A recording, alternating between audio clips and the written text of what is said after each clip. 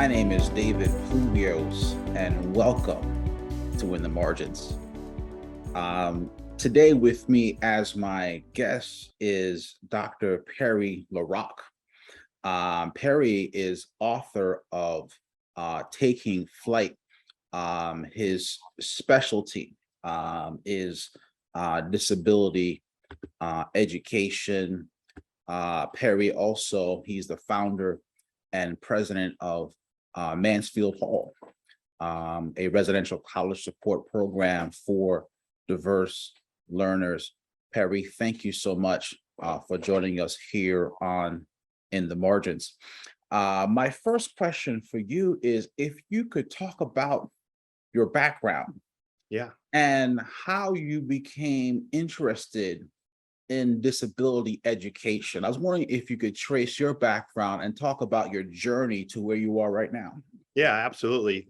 Thanks for having me just to start. I'm looking forward to the conversation. So I come from a long line of educators. In fact, I was born and raised pretty much at a summer camp where my dad was the camp director in Wisconsin. And then in the school season, he was a school psychologist. My mom was a preschool teacher for 43 years. My brother, who's now works with me at Mansfield Hall, was a school psychologist, still is, I guess, technically. My sister's a guidance counselor. My sister-in-law is a kindergarten teacher. I mean, the list could go on. My grandmother taught in a one-room school in northern Wisconsin. And so I was inspired by the work of educators. And when I started my path at the University of Wisconsin, I knew education was something I was interested in.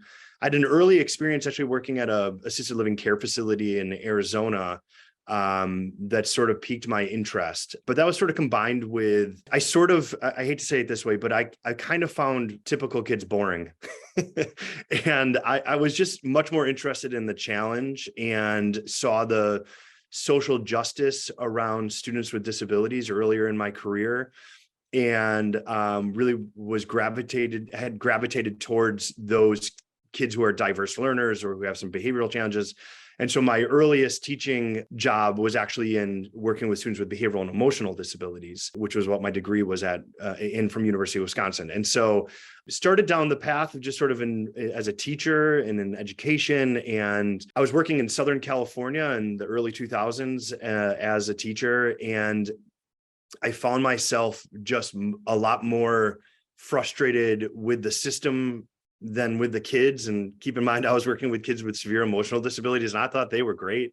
I thought the system was really what was holding them back. And at some point, I started to feel like I was participating in some level of oppression against these kids. And I just stopped feeling comfortable with it. And so I actually went back for my doctorate in special education at the University of Wisconsin, and then ended up being a professor for about 7 years, training future teachers, future special educators. And through that journey, the college piece kind of came out because when I was in Southern California, the high school would make these announcements about, who got into what college, over the loudspeaker and every morning. And, this was a time when I saw my students just sort of a bit tormented and sad, whereas it should have been like an exciting time for most, rising seniors or seniors. But for them, it was this concern about what do I do next, whereas all these kids were going off to USC and these exotic places to, go and have the college experience. These kids were thinking about what job they might do or where they might live the following year. And so I just said to one of my buddies, I said, wouldn't it be cool if our kids had an opportunity to go to college too? It was through that sort of initial question that I had asked that kind of followed me through my career. And it came out in different ways. Obviously, in the public schools, you saw this gap. I always say it's where the sidewalk ended for a lot of these kids. We started to see this gap when I was a college professor. A lot of students who were failing out of college that really shouldn't have been because they had the desire, they had the ambition, they had the enthusiasm to do college, but they just didn't have the soft skills surrounding them that helped them be successful. And so we were losing a lot of these diverse learners, even in the college setting. And so it kind of led me to figure out how I could be part of the solution. And I created this Mansfield Hall, which is a residential college support program for students primarily with autism or on the autism spectrum or other related disabilities, in order to sort of be this super dorm to help them be able to access college and be successful in college with the content while they were learning the important skills that they needed to be successful. I was wondering if you could talk about the unique challenges that colleges need to be aware of. Of course, there are a number of institutions that have, of course, some disability support services, but part of the concern is that, by and large, college is built for, I would say, quote unquote, the average learner, the learner on the margins at many schools. The concern is that, ultimately they fall through the cracks. And so I was wondering if you could talk about how colleges need to orient themselves to deal with what I believe is a coming wave Yep. of differentially able students. Yeah, no, it's a great question. And so in the book that you had referenced, Taking Flight, and it's the guide to college for diverse learners and non-traditional students, I address a lot of what the students need to be doing, students and families need to be thinking about, primarily because one is that my philosophy is that students are the ones that are going to have to learn to advocate and to, form their own teams and to be able to really push their education and really be able to squeeze out all of the important things that you're going to get in college. But also because colleges are in some way big, huge, slowly moving bureaucracies, that nothing happens quickly in colleges. As a professor, new initiatives would take years to launch. And so you're absolutely right. This coming wave is totally accurate. And it's probably because what we're doing in K through 12 is that we're focusing more on student learning. We're starting to focus more on how do students learn differently and how do we meet them where they're at. And so as a professor that trains future special educators and educators, part of my job was to figure out how do we encourage our teachers to not think about their teaching, but to think about the students' learning, right? How do we promote that learning in the classroom? How do we reduce the barriers and level the playing field for them so that they can get what they want out of their lives? The problem is they get into college and that literally all goes away. The paradigm flips, in high school, if you have an IEP, an individualized education plan, you have a disability, you're required by federal law to have this team of people around you as a student to support you. When you go to college, IDEA goes away, the Individuals with Disabilities Education Act. It goes away, and what comes in its place is the American with Disabilities Act and Section 504. ADA and 504 basically say two things. You can't discriminate based on someone's disability to get them into college. And once they're there, you're responsible for providing reasonable accommodations, but nothing beyond that. There's no requirement to provide services or coaching or anything above and beyond what those reasonable accommodations are. And so in colleges, what happens is that if you're accepted to a college, you're considered to be an otherwise qualified student according to the law. And what that means is once you're accepted, you have to follow the same rules and regulations and course sequences and class demands as any other student in the school. And if you can't do those with the reasonable accommodations that you're being provided, you are no longer considered to be qualified, and the college can then move you along. So which is a very different situation that we see in high schools, and just in terms of how that support is offered. And accommodations, quite frankly, are like extra time on tests, quieter study space, being in the front of the classroom, getting notes after class. I mean, they're things that are, quite frankly, helpful for all students. And so they don't necessarily address a disability specifically. Colleges have, these huge disability services offices where the caseloads can be up to 300 kids. And so even that disability services officer in the college can give you some advice, but they can't necessarily, walk out the door with you. They can't necessarily go wake you up in the morning. And so what basically is in my mind is that I have a firm belief that all students are capable of learning. I think that all educators need to start there. All kids are capable of learning. The things that are surrounding them and supporting them or not supporting them are what really impacts their ability to learn. And so the book, because it's called Diverse Learners and Non-Traditional Students, the idea here is that, of course, that includes students with disabilities, but non-traditional students can mean students who are English language learners. It can mean students who are first generation college students.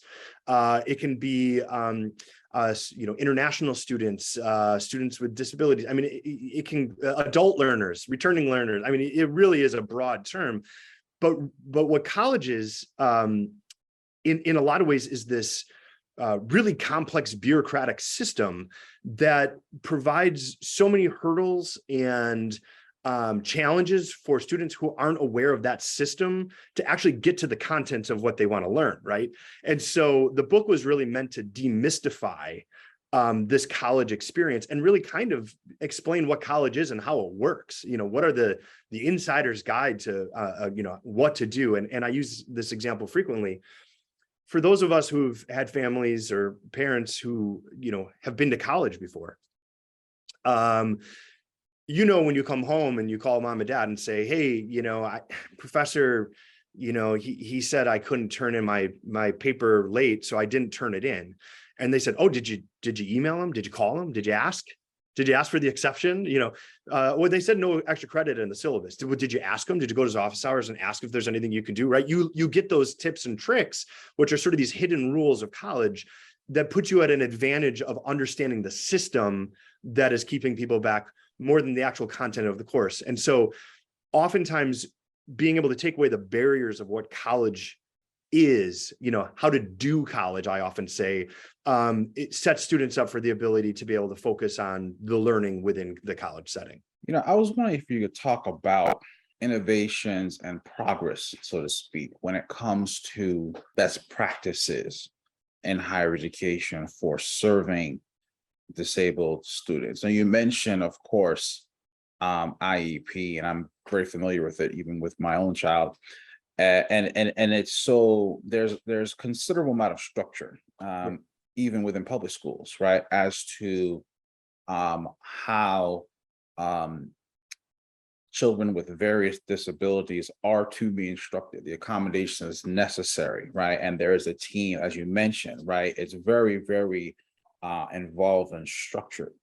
Right. And I was wondering if you could talk about, and you mentioned, of course, Section 504 ADA, that goes away when, of course, these children transition to the higher ed level. But of course, what doesn't go away is the need for accommodation, right? So I was wondering if you could talk about best practices and what really needs to happen so these children who in many cases were served by public school systems to not lose that progress once they get into higher ed. So any best practices in higher ed in terms of keeping that process going through college for these students?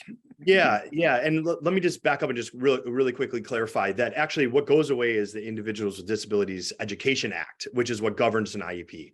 And that's a comprehensive federal law. What comes into its place is ADA and 504. And that was based on workplace law that is now applied to college. And so you're absolutely, your experience about it being very structured in school, in K-12 is absolutely right. It is legally structured very carefully. And varying opinions on how well it works for different families, because you still have to drive that bus to make sure that it's moving forward. But part of that too is keeping in mind, and I'll tie this into your question, is that a senior in high school who has an IEP, right?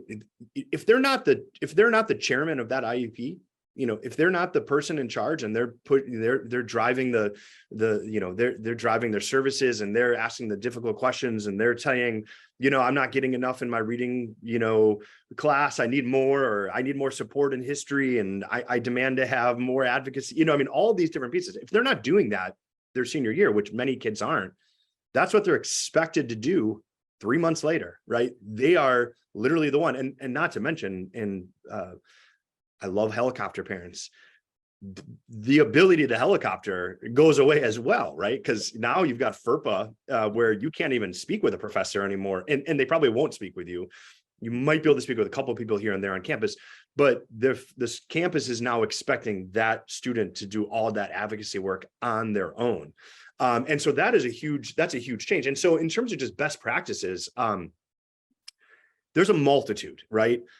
Let me start from farther out.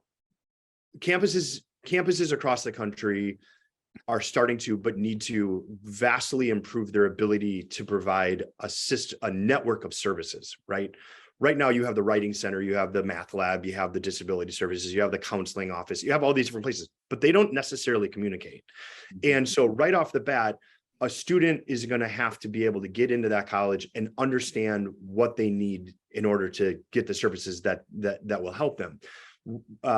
My VP of enrollment at Mansfield Hall, Jake Weld, he said, this is one of the most genius things he's ever said, and he said a lot of things. He always says to our families, kids need to answer three questions. And these three questions should always be on every college entrance exams. Do you know when you're struggling? That's the first question. 2, do you know where to get help? And 3, do you know how to use it? And if you answer no to any one of those questions, college is going to be really challenging, right? Because when you start to struggle in a class, unless you can identify that you're struggling in that class early enough, and you can and accurately identify what you're struggling with, that's just the first step, right? If you can't do that, you're in a lot of trouble.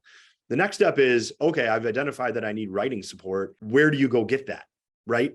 And if they don't know where to go get that, then they're in trouble, right? And then the third is they might need to know those first two, questions, answer to those first two questions.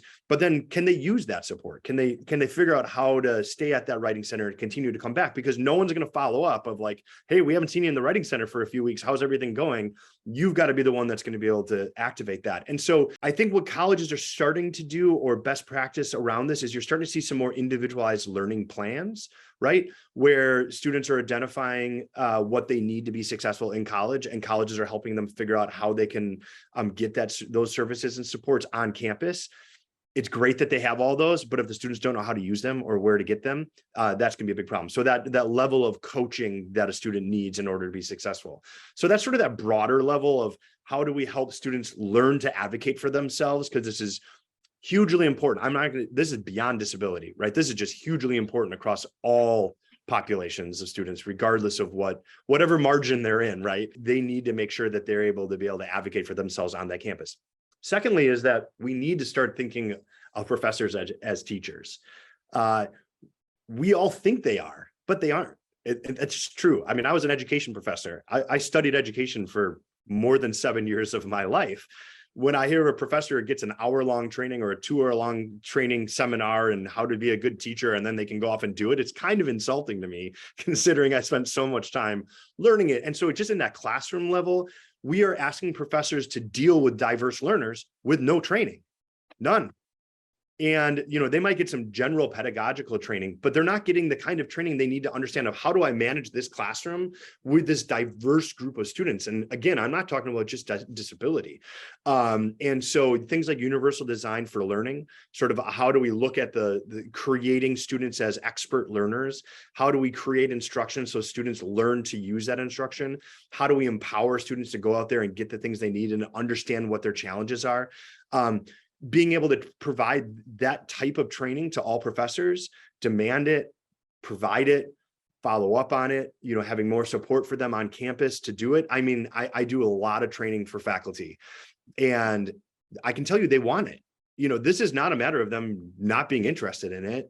This is them saying, we need it, and the universities aren't providing it to us.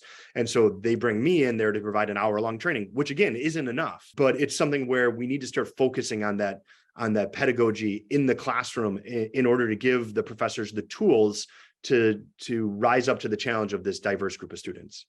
Talking about the higher ed setting, one of the issues is resources, right? Of course, we understand that disability is a dimension of diversity. And so, of course, preaching that, of course, is important, and in line, of course, with the contemporary social justice push and Black Lives Matter and different other things.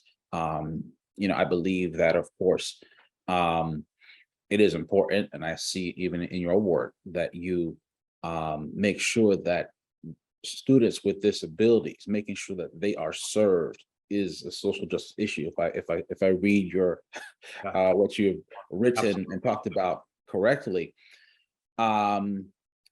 However, of course, it does take considerable investment, on the K through 12 level, as you've already talked about, that I've seen, personally. I mean, they have teams of professionals, right? And so when you look at the structure of kind of IEPs and those involved in creating and maintaining and changing it, it does take tremendous resources. But without such a mandate at the higher ed level, the question is, to what extent are higher education institutions making the necessary investment to truly serve these differentially abled students, learners with disability. And so I was wondering if you could talk about the financial piece of what higher ed institutions need to be prepared to put in place should they be serious about effectively serving disabled learners. Yeah, no, I really appreciate this question. And because, I think of disability as an interactive variable, right? Disability combined with any other sort of, socioeconomics, low socioeconomic status, race, LGBTQ. I mean, you just add disability to any one of those other marginalized populations, right? And what you see is that it becomes horrendous. I mean, the first off, 20% of kids with disabilities who start college complete college. 80% of kids with disabilities drop out of college. It's just shocking. I should mention the actual the successful graduation rate for students without disabilities is 60%. So, I mean, it is 3 times, worse, but still, it's challenging enough for kids without disabilities to do this. And so it becomes really drastic. If we look at, I'm gonna geek out a little bit on special education history because I taught it for many years. But I mean, back to the overturning of Plessy versus Ferguson and Brown versus Board of Education. That really was what started special education services in this country. I mean, it led the groundwork for it, And so when we see after Brown versus Board of Education, I think it was 1965, we saw Education for All Handicapped Children Act, which was a direct result from Brown versus Board of Education, which is basically mandated that we treat students with disabilities in the schools. Free appropriate public education came out of that, FAPE as they call it. Then you move forward and you get to 1973, right? That's where the Individual Disability Education Act. It wasn't until the 90s where you start to see Americans with Disabilities Act, which was an update of Section 504 in 1975. But then alongside of all of this, there are hundreds of legal cases, Rachel versus Sacramento. I mean, I could go on and on about all of them, right? But what that did was that created the playbook for how we work with students with disabilities in public education. And higher education has had 1990 American with Disabilities Act. That is generally the only thing that has changed about higher education in the past however many hundred years, right? That is the only real law that has suggested how we serve students with disabilities in college. And it says, if they're qualified, give them an accommodation, and that's it. And so what we saw when we first started seeing the American with, or the Education of All Handicapped Children Act, which was reauthorized into IDEA, was that what we started to say was that you have to you have to provide a free and appropriate public education. You just have to do it. And schools had to be able to show that they were providing this appropriate education to all students. And that really what ended up happening is what we started seeing was all these special education programs start to pop up in schools slowly. But what they were is they were very separate, right? So you'd go to your elementary school and you'd have your elementary school. And then in California, the portable classroom next to the school was special education, right? It was a place, it was a setting. And so you would go to that certain setting. And it wasn't until the 90s where we started saying, no.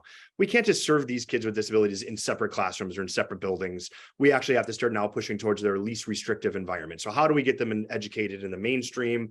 That's where we saw the inclusion movement, the mainstream movement. This opened up the door to more and more kids start to be more college capable that we hadn't thought of in the past, because we started seeing them, raise their expectations. They started rising to that challenge. What we're seeing is a very similar thing happening in colleges right now, right?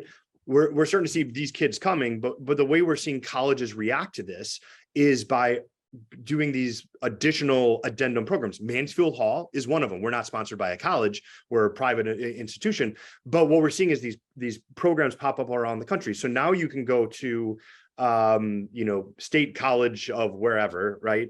And if you want to join their autism program or their learning disability program or whatever it is, you can pay an additional $5,000 a semester to access those services. That's where the interactive variable comes in, right? So now if you can barely afford college in of itself, and now you're needing to pay for additional services on top of it, or you just need coaching, or you just need additional tutoring that the college isn't offering, that's where you're starting to see these programs being even more discriminatory and more discriminatory towards students with disabilities than just even the college environment, because people who can afford it can pay for them. And so, I'm a part of one of those programs, right, where there's no money available, zero. There's no money from the federal government. Colleges aren't required to provide these services.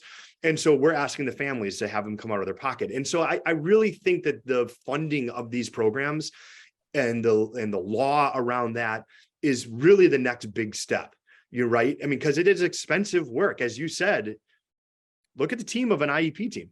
Imagine paying for all those professionals in college. I mean, Mansfield Hall, we bring all those people together and we pocket it into, put it into one, bill for the family. And it is outrageous for the majority of Americans, but the families don't have any support in order to get money to help pay for those costs.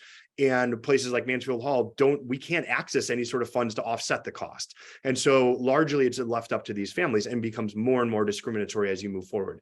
So absolutely, there needs to be legislation. That's step one, right? We've got to update something from 1990, right? We're telling all these kids the American dream is go to college, and then they're getting there and being like, sorry, not good enough. And we're getting rid of most of them. And it's just horrendous that that's what we're doing. And so whether it's even at the state college level or the community college level, we need to start mandating that colleges provide these services and supports if we're going to start to expect these students to go there and get them. Colleges are reacting to it. I mean, Stanford University, I think, is one place where I think they're doing Dr. Lawrence Fung out there. What they've said is if you get accepted to Stanford and then you identify as having autism, you get all the services for free. Like, right? Stanford has probably $1 billion endowment. So, I mean, you're talking about now struggling state schools and struggling private colleges who don't have the money to be able to do this. And so it has to be at this legislative level in order for us to really see some change. I was wondering if you could talk a little bit about your book, Taking Flight, and the goals of the book. What, in writing the book, was your main focus, and what kind of impact do you hope that it makes on this landscape? Yeah. Oh, great question. It's a great segue from what I just said. As I said, early on in my career, I was like, oh, I'm participating in this. I'm participating in the system, right? And it doesn't feel always that good. No, I feel like Mansfield Hall and some of the other virtual hall that I started, all these other programs are helping to solve some of the problem, right? And so we are a part of the solution, but we're still perpetuating some of the problem, and that is aspect of social justice and injustice for those families who don't have the money to afford the extra services and supports they need for their kids. Least expensive way I could help with this problem was to write a book and be able to give families somewhat of an edge on what they need to think about in order to be successful in college. Because my belief really is that when I was an advisor and I was working with students and, college students, and they'd come to me and they'd say, oh, I'm really struggling in this class. I was never like, tell me about the class. I was like, tell me about life. What's going on? How you sleeping? Did you still have that girlfriend that you were telling me about? Oh no, you broke up. How is that impacting you? Oh, you're not eating, you're not sleeping well. She was your dream girl. I know. I can understand why biology is the least of your concerns at the moment, right? Like those are the kind of like things that impact someone's ability to learn in college, especially when they're struggling with their independence anyways. And so the book was meant to say, college is much, much, much more than what happens in the classroom. And so we need to think about all of these other domains that are going to prop you up in order to be successful in the classroom. And if those things are getting in the way, it doesn't matter how smart you are. You're not sleeping well, if you have a messy apartment, if you're getting in fights with roommates, if you're not volunteering and getting involved in internship programs so you can see how your education is applying to the real world, All of those other pieces are what props up someone's ability to be present and able to learn in that classroom. The book was trying to step everyone back and say, hey, stop thinking about, I talk about what to do in the classroom and these things, but really it's about understanding yourself, giving people the inspiration, the motivation that if you want to graduate from college, I truly believe someone can do it. And there's many pathways through college, right? And so, of course, and there's many different disabilities that are going to change someone's expectation of what they're going to get out of college. From what do you get out of a college experience? Because there's a lot of college experiential programs. They audit courses, they're on campus, they participate, and you get a huge amount of value from that, all the way up to these students with mild autism who are just absolute geniuses. And so how do they go and get everything out of college that they need? And so the book and Mansfield Hall focuses on 4 fundamental areas: learning, living, giving, and engaging. Learning is what you need to do in the classroom, right? And this is, how do you become empowered as a learner? I always said to my advisees, they'd say, oh, the professor sucks, and that's why I'm getting a C. And I'd be like, well, that's interesting, because there's students in your class getting an A. Pick up your bootstraps. They're figuring out how to learn in this class despite your crappy professor, right? And so that is something that you have to look back at the learner and say, it's your job now. Go out and get it. Get around the challenges of your disability, get around the obstacles that the college is facing to you, get out and do it, right? And so the learning piece, the living piece, independent living skills.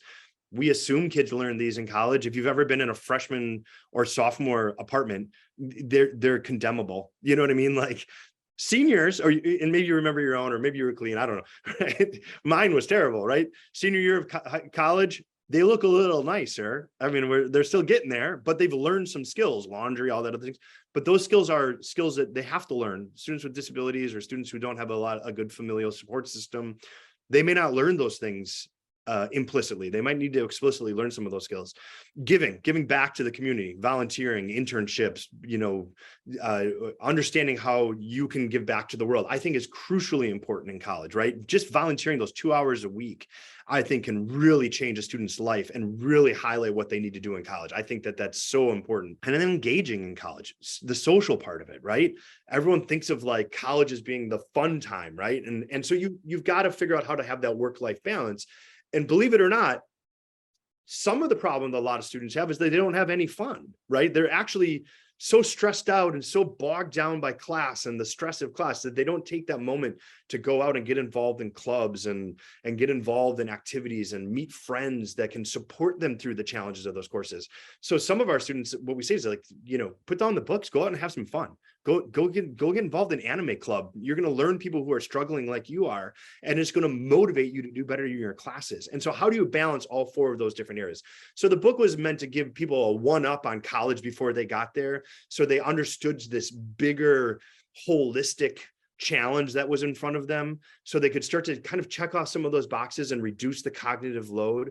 So when they sit down in day 1 to learn biology, they're ready to learn it, or more ready to learn it than they would have been if they didn't understand this big college system that was in front of them. My final question to you is whether you have a final word to the higher education administrators who are listening, who are at underfunded institutions like community colleges, who are serving most college students, but have the least resources, right? Or historically Black institutions, or like we've already talked about, state colleges that are serving tremendous numbers of students with ever more limited resources, right? You mentioned Stanford, of course, and there are institutions like that who have the money, right?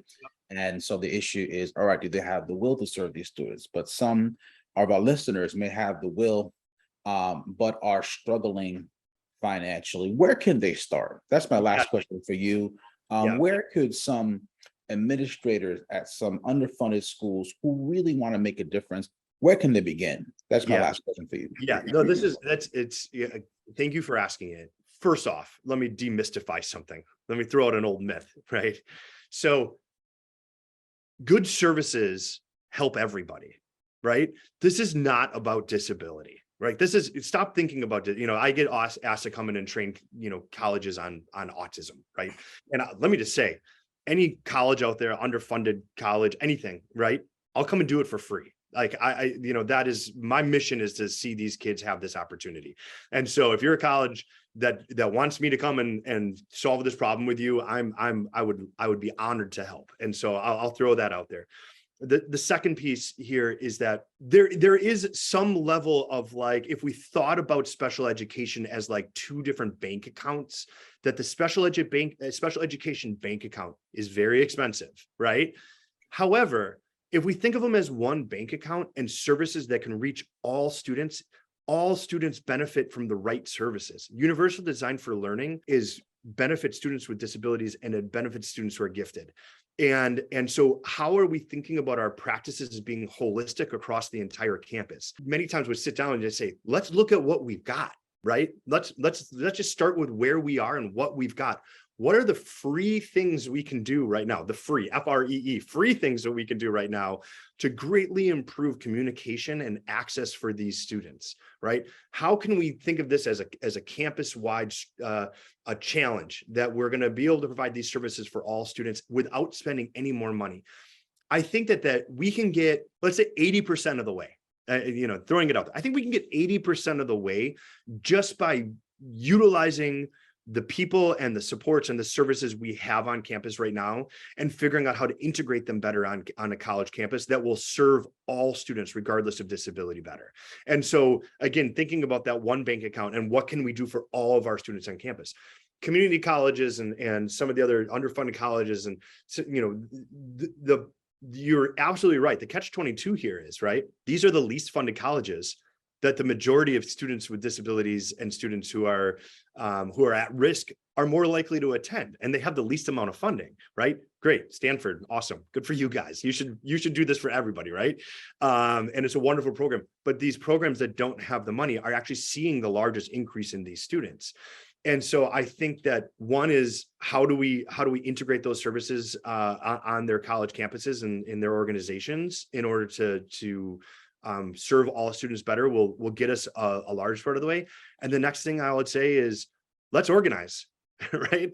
Let's get out there and push this. Let's push legislation on this. Let's figure out ways that we can encourage our congressmen and women and senators to go out there and start to say, if we're going to say that community college is the American dream, and we're going to be talking about making it free for everybody. If we're going to use those words, free for everybody only gets us so far. Let's talk about, if we're talking about free for everybody, then we actually have to have the money and the services to support those students who are going to come there that don't have the services and supports that they need. And so if we're going to say everybody, should we mandate that we are able to provide that sort of money and have that line of funding in order to serve those students that need to get that extra 20% of the way, whether it's interpreters because of deafness or visual impairment, or students who are going to need some aids in the classroom, or students who are going to need that extra level of coaching or services outside of the classroom. How can we start to make us, come together as a country and address these problems more holistically? But again, I think that we can get a long, long way of just looking at what we have and understanding where our students are struggling. Our administrators across the country, and if you're listening right now, you know that your number one goal is retention. This is the best group of students to focus on retention with, because they are capable, they can do it, they're motivated to do it, they want to do it. If we can retain these non-traditional and diverse learners in colleges, your retention goals are going to be met faster than if you're going to try to retain the students who are the best and the brightest, because they're going to stick around anyway. And so I think we have the furthest place to go with those students. And again, I'll say, I'm here to help. I love this opportunity to help colleges problem solve. And on top of it, I love the opportunity to be able to provide these students with their civil right to learning. And I think that if someone has the desire to learn, they should have the ability to learn. And I think that we as a society need to embrace disability as diversity and start to think about ways that we can support our students to live meaningful lives. Well, Perry, thank you so very much for joining us here in the margin. This was a fascinating conversation, and I believe that our audience will benefit tremendously from your insights. Perry, thanks again. Appreciate you. Thank you so much for having me. I really enjoyed my time with you. Thank you so much, Perry. Take care.